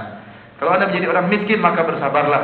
Jangan suka mengeluh, jangan suka protes dengan takdir Allah. Kalau Anda protes, berarti Anda tidak sabar dengan keputusan Allah Subhanahu wa taala. Jadilah miskin yang bersabar, maka dua orang ini kaya bersyukur atau miskin bersabar bisa masuk surga insyaallah. Allah taala alam bisawab. Demikian saya bisa sampaikan, kurang lebihnya saya mohon maaf. Oke. Jazakallahu khair Ustaz. Masya Allah. Oke, miskin yang bersabar. Angkat tangan. Angkat tangan. Masya Allah, nice. Oke, kita akan buka tanya jawab ya Mas. Tanya jawab biasa, brother sister. Oke, kita coba dari verse dulu. Tapi sebelumnya, Ana sendiri mau tanya Ustaz. Kita sudah kerja nih, siang malam kerja segala macam, tetap miskin Ustaz. Kita sudah kerja keras. Berarti ada yang salah itu. Oke. Ada yang salah. Mungkin kurang bertakwa. Oke. Karena kata Allah, "Wa may yattaqillaha yaj'al lahu makhraja." Barang siapa bertakwa, Allah akan berikan solusi. Orang mukmin pasti diuji, pasti diuji. Bahkan Allah menjanjikan ujian bagi orang mukmin. Tapi bedanya orang mukmin dengan yang lain, orang mukmin pasti ada solusinya. Betapapun berat ujiannya, betapapun besar ujiannya, pasti ada solusinya cepat atau lambat. Makanya Allah mengatakan, "Wa may yattaqillaha yaj'al lahu makhraja." Barang siapa bertakwa, Allah akan berikan solusi. Wa yarzuquhu min haitsu la yahtasib. Dan Allah akan berikan dia rezeki dari arah yang dia tidak sangka-sangka. Mungkin seorang bekerja keras siang malam tapi pelit, gimana bertakwa? Ibunya tidak pernah dia bantu, tidak pernah dia telepon. Ya, sementara kalau telepon temannya panjang lebar, SMS temannya di grup ketawa ke TV, sama ibunya nggak pernah ketawa. Gimana caranya? Gimana caranya Allah bukan pintu apa? Rezeki. Jadi kita harus mengambil sebab-sebab untuk mendatangkan rezeki. Mungkin ada yang salah ya. Atau tadi memang tak rezekinya sudah segitu. Allah kalau kasih banyak, ya jadi orang miskin ya diantaranya. Jadi terkadang kita tidak ingin dikasih musibah, kita tidak ingin dikasih kesulitan. Namun tatkala kita dapat kesulitan, diantaranya yang buat kita kembali kepada Allah. Orang kaya banyak lupa dengan Allah Subhanahu Wa Taala. Orang miskin ada utang, doa ya Allah lunasi utang saya Allah. Sering berdoa kepada Allah, kenapa dililit utang? Kaya ya, mungkin tidak berdoa, mungkin lupa. Jadi maksudnya kita diberi ujian apapun pasti ada hikmahnya. Di antaranya kita bisa dekat dengan apa? Allah Subhanahu Wa Taala. Syukran Ustaz, jazakallahu khair. Oke, kita buka sesi tanya jawab. Silakan yang mau bertanya. Iya. Ya, Mic-nya tolong dibantu. ada mic-nya. Mungkin bisa minta tolong dioperkan. Kita mengharapkan pertanyaan sesuai dengan materi Pertanyaannya kita. sesuai dengan tema ya. Materi kita malam ini. Kiat menjadi orang kaya gitu. Siapa? Nama dan singkat. Assalamualaikum warahmatullahi wabarakatuh. Waalaikumsalam warahmatullahi wabarakatuh. Ustaz, nama saya Namanya siapa Mas? Jody Salahuddin Akbar. Jody. Salahuddin Akbar. Ya. Oke, silakan Jody. Pertanyaan saya pertama, terminologi fakir dan miskin berbeda atau tidak? Karena saya pernah dengar dalil bahwa fakir dekat dengan syaitan, dengan kriminalitas dan sebagainya. Kedua, saya memaparkan data bahwa potensi zakat di Indonesia sebesar 217 triliun atau sama dengan 10% dari APBN negara. Oke. Which is, tapi baru terhimpun 1,2% atau 3 triliun di Indonesia gitu. Jadi sebenarnya bagaimana cara untuk, kan banyak sekali sebenarnya orang kaya di Indonesia yang bisa berzakat gitu, tapi potensi zakatnya saja 217 triliun bisa membantu negara kita sekian banyak. Sementara kita kalah dengan Brunei, negara kecil, tapi mereka bisa bisa memberikan atau memobilisasi zakat Makmur, yang baik. Ya, Oke, betul. oke. Seperti itu. Intinya apa perbedaan fakir dan miskin? Tadi pertanyaan pertama. Oke. Kedua, bagaimana cara orang-orang Indonesia ini bisa makmur padahal potensi zakatnya 217 triliun gitu. Oke, Atau baik. 10% dari PPN. Bisa Terima kasih. zakat untuk memakmurkan negara. Ya betul. Terima kasih. Assalamualaikum warahmatullahi wabarakatuh. Waalaikumsalam warahmatullahi wabarakatuh. Pertanyaannya bagus Jody, terima kasih. Silakan Ustaz. Memang benar para ulama menyebut. Jadi fakir dan miskin adalah dua kalimat yang kalau disebutkan salah satunya maka mewakili yang lain. Fakir ya miskin, miskin ya fakir. Tapi tatkala digabungkan antara fakir dan miskin, maka fakir itu asyad, lebih parah daripada apa? Miskin. Ada yang mengatakan miskin adalah memiliki kemampuan namun tidak mencukupi. Fakir tidak ada sama sekali. Fakir tidak ada sama sekali, tidak memiliki apa-apa atau kurang dari setengah keperluannya. Miskin ada namun tidak apa mencukupi. Intinya fakir lebih parah daripada miskin. Namun dua-duanya butuh apa? Perhatian ya. Dan ini wallahu alam bisawab. Saya sering ditanya, Ustaz, sekarang kita memberi zakat fitrah kepada fakir miskin ya. Dan terkadang kita susah mendapatkan fakir miskin sesuai definisi ulama. Fakir miskin yang berhak menerima zakat fitrah yaitu yang dia tatkala hari raya tidak punya beras sama sekali. Saya rasa orang miskin banyak hari raya pun punya beras, tapi untuk minggu depan mungkin belum tentu punya. Padahal kalau kita kembali kepada buku fikih, maksudnya yang tidak punya beras pada waktu hari raya, sehingga dia butuh untuk dikasih tatkala hari raya dia bisa makan. Sehingga sepertinya penerapan para ulama tentang definisi fakir dan miskin bisa berubah sesuai dengan kondisi suatu negara. Seperti di Arab Saudi. Arab Saudi, ya, kenyataannya mahasiswa dianggap miskin. Ya, saya sering sampaikan kalau sudah hari Lebaran, Idul Fitri, berapa tahun saya di Saudi Idul Fitri, pokoknya kalau kita buka pintu sudah banyak beras zakat. Padahal saya juga mau bayar zakat, tapi mereka mau kasih siapa katanya? Saya pernah naik mobil ini diberhentikan, dia mahasiswa ini zakat. Ini saya naik mobil, punya mobil terima zakat. Iya, mobilnya lebih bagus daripada mobil saya. tetapi dia menganggap saya apa? Miskin. Jadi berbeda dengan miskin Indonesia, beda dengan miskin apa? Saudi. Jadi dengan begitu ada perubahan sesuai dengan situasi dan apa? Kondisi. Tapi secara etimologi fakir lebih parah daripada miskin. Fakir lebih parah daripada miskin. Yang kedua masalah mengoptimalkan zakat. Nah, ini semuanya kita setuju ya. Tapi jadi masalah banyak faktor yang buat kita tidak optimal. Di antaranya kesadaran berzakat masih kurang.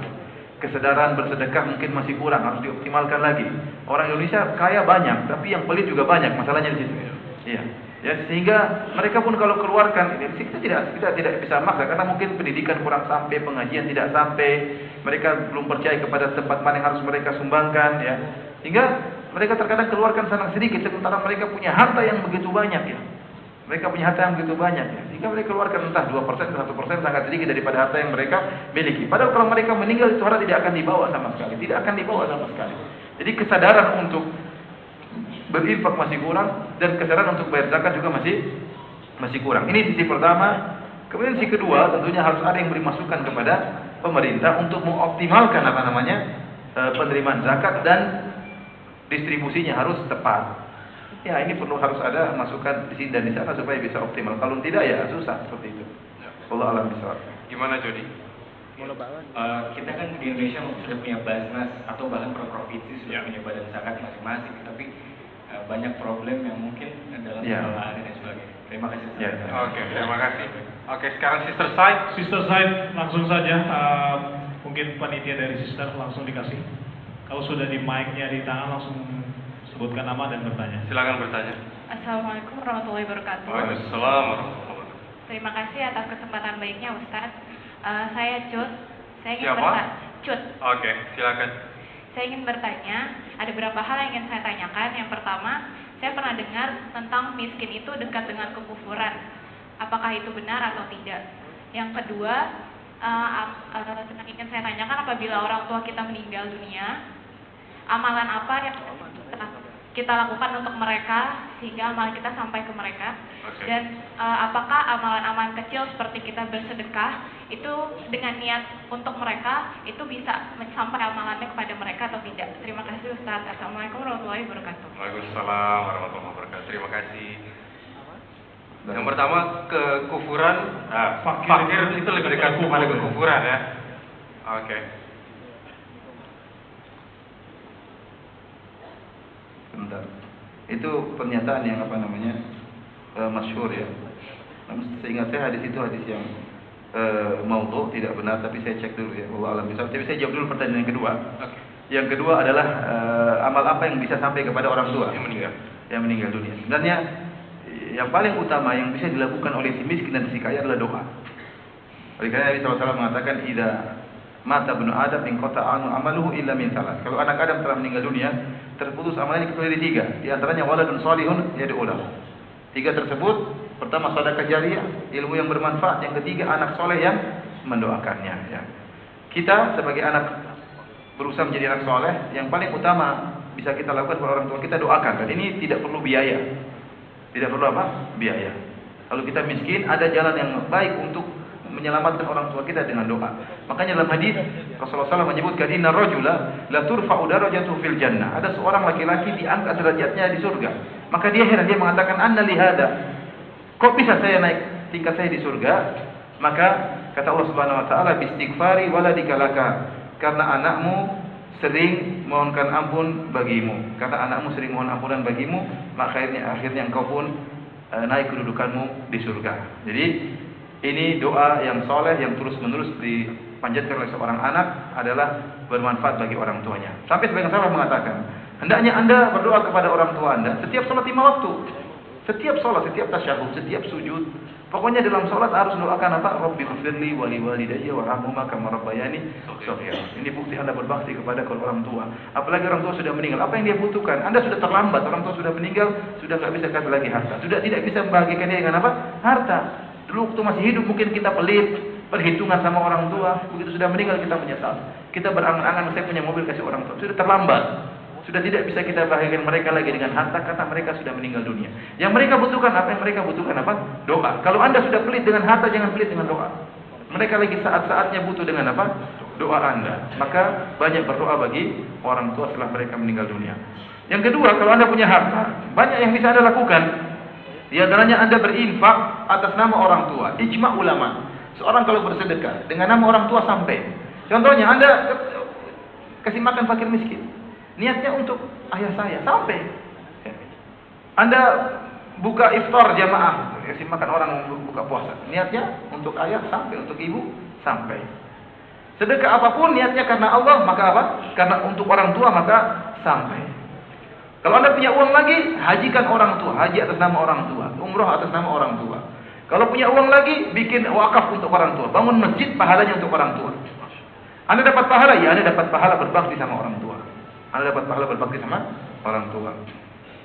Jadi yang bisa dilakukan, doa, bersedekah nama orang tua, menghaji dan umroh atas nama orang tua, dan juga membuat wakaf untuk orang tua. Jadi hadis tersebut ya, Kufran lebih dekat dengan sementara. Kefakiran lebih dekat dengan kekufuran. Hadis yang dhaif yaitu hadis kadal faqr an yakuna kufran. Bahwasanya kefakiran sangat dekat dengan kekufuran, ini hadis yang lemah. Dan ini bertentangan dengan apa yang telah kita sebutkan ya. Karena kebanyakan orang diuji dengan kemiskinan, mereka bisa lebih bersabar daripada orang kaya diuji dengan apa? Kekayaan. Dan oleh karena penghuni surga kebanyakannya orang-orang apa? Miskin. Hadis ini hadis yang lemah. Tidak kita mengingkari ada orang miskin yang kafir, ada. Ada orang miskin yang bisa jadi kafir gara-gara dikasih Indomie kemudian berubah agama, ada, bisa jadi. Ada orang miskin yang tidak bisa berobat akhirnya masuk di rumah sakit non muslim akhirnya bisa berubah agamanya, ada. Ya, ini ada, bisa terjadi ya. Tapi itu sebenarnya bukan karena apa, tapi bukan karena dunia, tapi karena kurang agama. Tapi kalau orang miskin agamanya kuat, tidak akan tidak akan berpengaruh. Apalagi Indomie kemudian jual agamanya, nggak mungkin ya. Yang jadi masalah kita kurang mengajari agama kepada masyarakat kita. Orang-orang miskin perlu untuk kita ajarkan agama kepada mereka. Intinya hadisnya lemah, tidak bisa dijadikan dalil. Oke. Ya, terima kasih Ustaz. Kita langsung ke Brothers ya. Brothers bertanya. Tapi mohon maaf ya, semua yang diciptakannya belum tentu kita Iya, tanya dan insyaallah mungkin yang dilihat Ustaz ya. Assalamualaikum warahmatullahi wabarakatuh. Waalaikumsalam.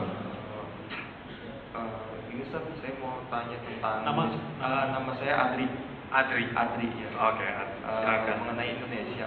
Indonesia ini setahu saya itu memang kekayaan alamnya kan melimpah ruah Ustaz ya. Iya. Tapi mengapa rasanya sulit sekali rakyatnya itu menjadi sejahtera seperti masa Khalifah Harun al-Rasyid itu Ustaz? Apakah karena pengelolaan sumber daya alam di Indonesia ini tidak berlandaskan syariat Islam atau kenapa Islam? Syukur bisa Saya rasa itu pertanyaan yang sangat berat ya. Jawabannya sih mudah, tapi prakteknya susah ya. Jadi kurang takwa itu saja.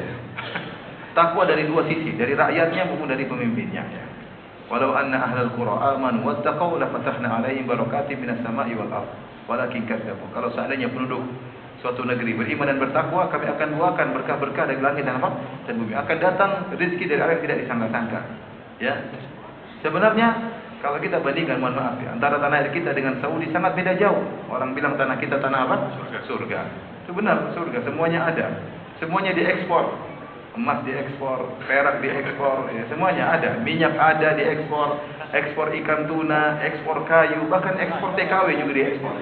Saking banyaknya pemasukan negara. Tapi kenyataannya memang kesejahteraan kurang. Maka kita masing-masing bertakwa kepada Allah, baik pemimpin maupun rakyat.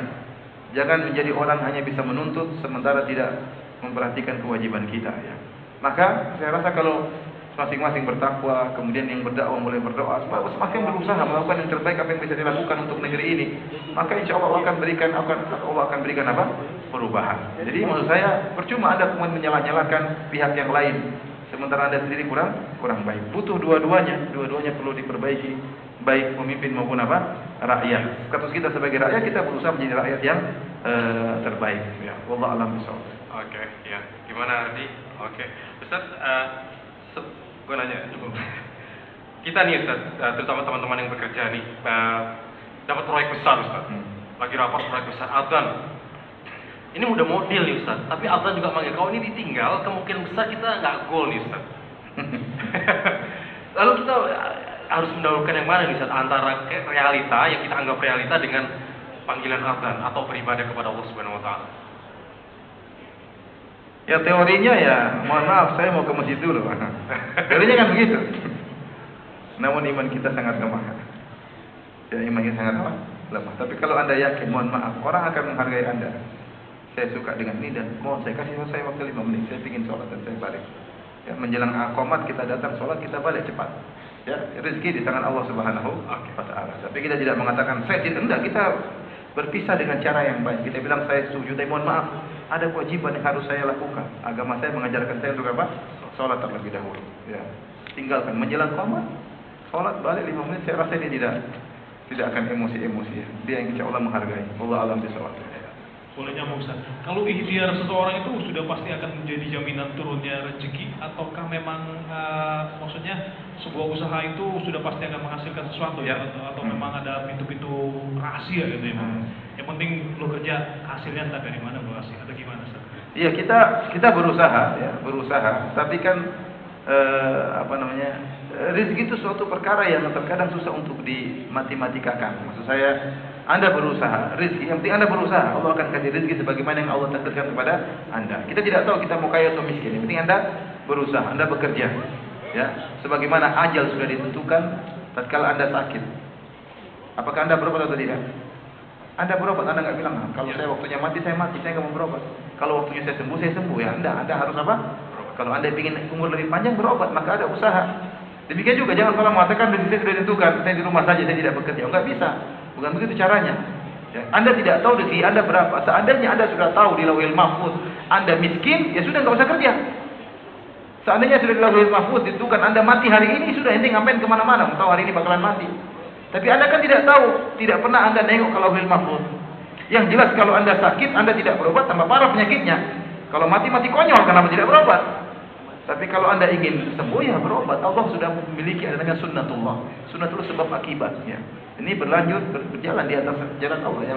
Yang berobat ada usaha, ada mungkin kesembuhan. Tapi kalau tidak berobat, mungkin ada kesembuhan tanpa berobat, mungkin. Tapi ini mukjizat, ini langka. Jarang seperti ini. Ada orang tiba-tiba ada hujan emas, mungkin terjadi, tapi ini langka. Jangan sampai Anda menganggap saya yang akan mendapatkan mukjizat tersebut. Di antara berapa triliun atau miliar orang ini, saya dapat mukjizat emas jatuh dari ente. Siapa yang ada mukjizat? Ya kecuali mungkin orang tua ente dulu soal yang berdoa, tahu-tahu di rumah dibuka ada harta karun. Ya mungkin saja, tapi itu langka. Maka Anda jangan mengeluarkan Anda dari sunnatullah. Sunnatullah ada peraturan. Mungkin saja seorang keluar dari sunnatullah, tapi ini langka, jarang. Para nabi para nabi mereka mendapatkan mukjizat keluar dari sunnatullah, aturan Allah. Karena Allah buat aturan baru untuk mereka. Api yang harusnya panas jadi apa? Dingin. Ya, ini namun ini langka. Tidak selamanya Nabi Ibrahim bakar-bakar tangan kemudian dingin terus, kan enggak. Nah, kebetulan dalam kondisi tertentu Allah keluarkan dia dari aturan Allah. Maka intinya menurut saya, antum kerja, antum enggak tahu antum kaya atau miskin. Ya. Betapa banyak orang belum miskin tahu apa kaya, betapa banyak orang kaya tahu apa miskin, tidak tahu. Ya. Ada orang tidak sangka dia bakalan kaya. Jadi pembantu di Saudi punya suami orang kaya, dia meninggal tahu dapat miliaran, kaya mendadak. Baru nikah berapa tahun suaminya meninggal dunia. Ada orang seperti itu, kaget-kaget, tahu apa? Kaya mendadak. Tahu-tahu dihitung-hitung dia punya harta warisan, kaya mendadak. Saudi juga tiba-tiba kaya mendadak, tahu-tahu Allah bukakan apa? Sumur minyak. Sebelumnya mereka tidak tahu namanya apa? Minyak. Tahu-tahu kaya, alhamdulillah. Jadi maksud saya harus ada usaha. Oke, syukran jazakallahu khair. Silakan untuk Sister Said. Sister Said, dan mungkin ini pertanyaan terakhir ya. Terakhir ya. Oke. Setelah itu nanti mungkin ada nyambung di bawah ya. Nyambung kalau misalkan Ustaz bersedia. Oke, insyaallah. Silakan Sister. Assalamualaikum warahmatullahi wabarakatuh. Waalaikumsalam warahmatullahi wabarakatuh. Nama saya Retno. Oke, Retno. Saya ingin bertanya mengenai hukum dan dalilnya bersedekah kepada yang bukan muslim. Karena saya sering bertanya dalam hati, sebenarnya memang mungkin banyak sekali orang muslim yang ingin bersedekah, tetapi saya mengerti juga bahwa banyak muslim di Indonesia yang mungkin masih membutuhkan bantuan. Tetapi saya juga banyak melihat banyak fenomena di mana agama lain juga ketika acara besar mereka bersedekah terhadap kaum muslim. Saya cuman mempertanyakan keafdolan atau hukumnya kalau kita bersedekah dengan Nasrani, karena saya pikir itu jauh juga memberikan syiar agama bahwa Muslim itu tidak eksklusif terhadap diri kita sendiri dan juga bermanfaat bagi banyak orang karena Islam rahmatan lil alamin. Itu bagaimana Ustaz? Wassalamualaikum warahmatullahi wabarakatuh. Waalaikumsalam warahmatullahi wabarakatuh. Pertanyaannya susah ya. Karena non-muslimnya bersedekah kepada muslim, jadi kenapa kita enggak gitu ya? Betul seperti itu. Oke.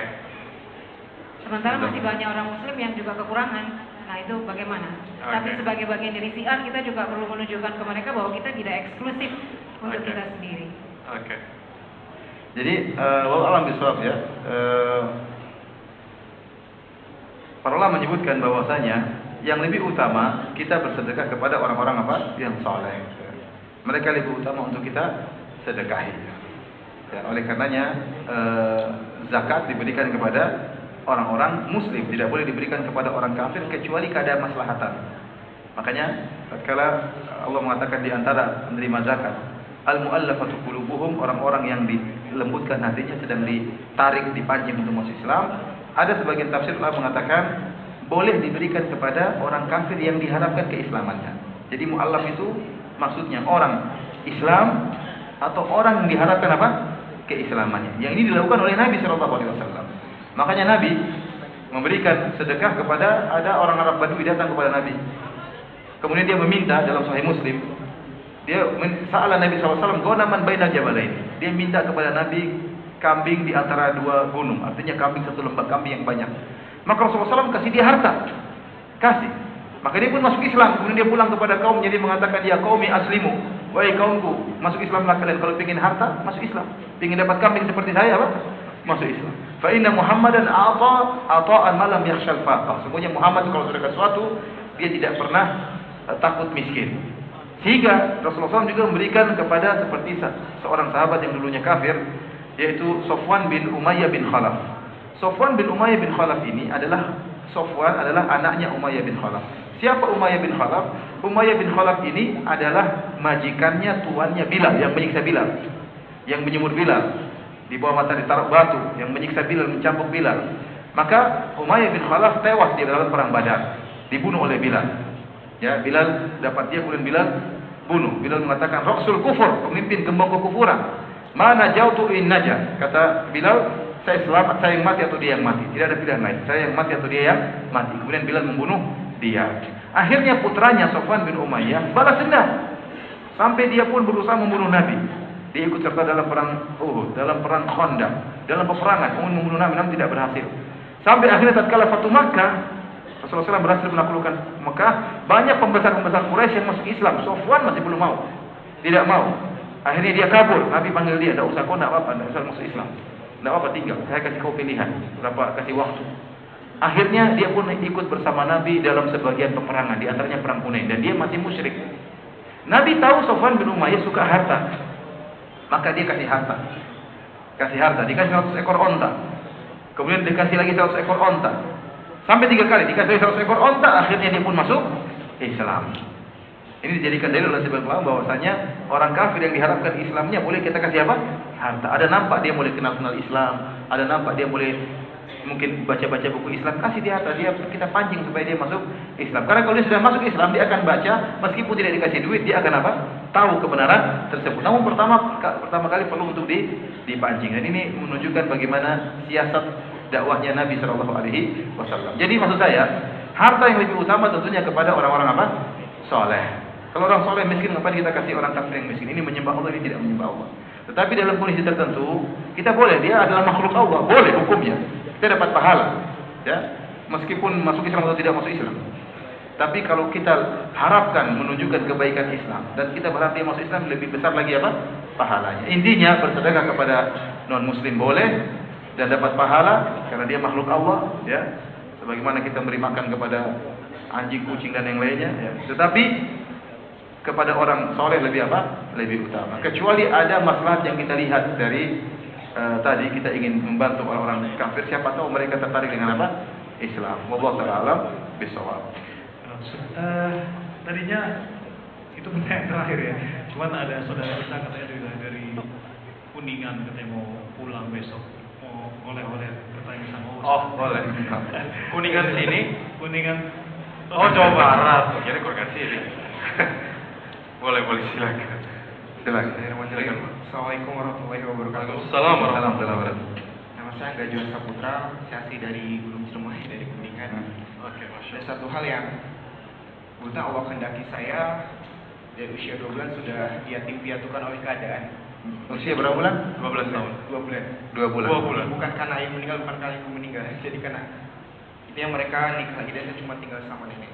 Dan saya pun cuma sekolah sampai SD. Dari situ saya punya motivasi ingin menjadi orang sukses karena saya nggak ingin anak-anak seusia saya mengalami hal yang sama. Akhirnya alhamdulillah saya sekarang punya yayasan dan ada sekitar 350 anak yatim dan saya mau motivasi mereka untuk jadi pengusaha, Ustaz. Saya lihat Ustaz itu hanya dalam TV dan saya ingin motivasi, ingin belajar langsung ke Ustaz. Alhamdulillah sekarang saya bisa bertemu di sini. Itu jadi hal yang dilema dalam hidup saya. Saya pernah jadi Rasul juga pernah miskin dan Rasul juga pernah kaya. Alhamdulillah Allah juga pernah jadiin saya kekurangan dan Allah pun pernah jadiin saya kecukupan. Hal seperti itu jadi gimana yang mesti kita lakukan gitu. Sedangkan kita lebih mulia dapat beasiswa, apa lebih mulia bikin universitas? Lebih mulia kita umroh sendiri apa umrohkan banyak orang? Artinya itu jadi motivasi saya dan saya mau motivasi anak yatim. Kalian harus jadi orang sukses. Kalian berhak disantuni tapi kan lebih mulia menyantuni orang lain. Jadi sedangkan anak yatim kondisi dia kekurangan dan tadi saya bilang dalam kondisi kekurangan orang akan lebih mudah masuk surga. Seperti itu pertanyaan yang sangat saya butuhkan jawabannya. Terima kasih. Wassalamualaikum warahmatullahi wabarakatuh. Assalamualaikum. Masya Allah, alhamdulillah. Semoga Allah Subhanahu Wa Taala memberi kekuatan kepada beliau ya. Sungguh luar biasa ya. Artinya bisa mengurus anak yatim itu luar biasa. Hadis Nabi ana wa kafil yatim kahataini fil jannah. Aku dan pengurus anak yatim seperti dua jemari berdekatan di surga ya. Maka bersyukur kepada Allah dibukakan oleh Allah pintu kebaikan yang tidak semua orang bisa melakukannya. Banyak orang kaya tidak dibukakan pintu-pintu kebaikan. Jadi benar tadi perkataan beliau bahwasanya lebih bagus kita menyumbang daripada menerima sumbangan ya. Kita memotivasi anak yatim tersebut untuk menjadi orang sukses. Jangan sampai butuh bantuan orang tapi membantu orang lain. Karena Rasulullah mengatakan khairukum anfa'ukum linnas. Sebaik-baik kalian yang paling bermanfaat bagi orang lain ya. Tetapi tatkala kita menghadapi sebagian mereka yang kekurangan, tetap kita menyuruh mereka untuk bersabar ya. Jadi tadi tetap baik. Yang penting kalau miskin bersabar, kalau kaya bersyukur ya. Dan yadul ulia, tangan di atas lebih baik daripada yang menerima ya. Jadi intinya apa yang dipahami oleh beliau sudah benar. Jadilah orang yang memberi, jangan yang diberi. Jadilah orang yang membantu, bukan yang dibantu ya. Dan kita motivasi mereka, namun jangan lupa suruh mereka untuk niatkan karena Allah Subhanahu Wa Taala. Wallahu a'lam bishawab. Itu saja mungkin yang bisa saya sampaikan ya. Wallahu a'lam bishawab. Terima kasih Ustaz Jazakallah ya. Oke. Mungkin sisa saya bisa turun terlebih dahulu. Ya. Dan silakan Ustaz, mungkin ada apa untuk kita. Untuk siapa ini? Untuk kita semua. Ya, sambil selesai nanti para sistemnya turun biar kita stay di sini. Nasihat saya buat saya pribadi dan juga bagi hadirin dan hadirat yang dirahmati Allah Subhanahu Wa Taala, bahwasanya Allah masih berikan kita napas, Allah masih berikan kita kemampuan. Maka isi hari-hari kita dengan beramal soleh. Kata Ali bin Abi Thalib, al-yawma amalun bila hisab. Sekarang kita bisa beramal, tidak ada hisab, tidak ada yang mengaudit kita. Ghadan hisabun bila amal. Tapi kalau kita sudah meninggal, maka yang ada hanya hisab, kita sudah tidak bisa beramal lagi. Ya, kalau kita sekarang masih hidup, kita masih bisa bercita-cita. Tadi yang bercita-cita ingin menjadikan anak yatim sukses masih bisa. Yang bercita-cita ingin berbakti kepada orang tua masih bisa. Yang bercita-cita ingin hafal juz amma, ingin hafal Quran masih bisa. Ingin bersedekah masih bisa. Dia masih hidup, masih bisa bercita-cita untuk amal saleh. Kalau sudah meninggal sudah tidak bisa. Maka maksud saya sibukkan diri kita dengan amal saleh ya. Sibukkan diri kita dengan amal soleh sebelum maut menyebut kita, karena setelah itu yang ada hanyalah hisab, kita sudah bisa beramal lagi. Wallahu ta'ala bishawab. Ya, syukur Ustaz Jazakallah khair. Alhamdulillah kita telah sampai di akhir kajian kita dan insyaallah dan semoga Allah Subhanahu Wa Taala menerima amal ibadah kita semua malam ini dan insyaallah kita akan bertemu lagi minggu depan di malam yang sama di malam Rabu dan tempat yang sama. Hati-hati di jalan. Kita mohon maaf atas segala kekurangannya. Kita tutup dengan doa kafaratul majelis. Subhanakallahumma wa bihamdika asyhadu an la ilaha illa anta astaghfiruka wa atubu ilaik. Assalamualaikum warahmatullahi wabarakatuh.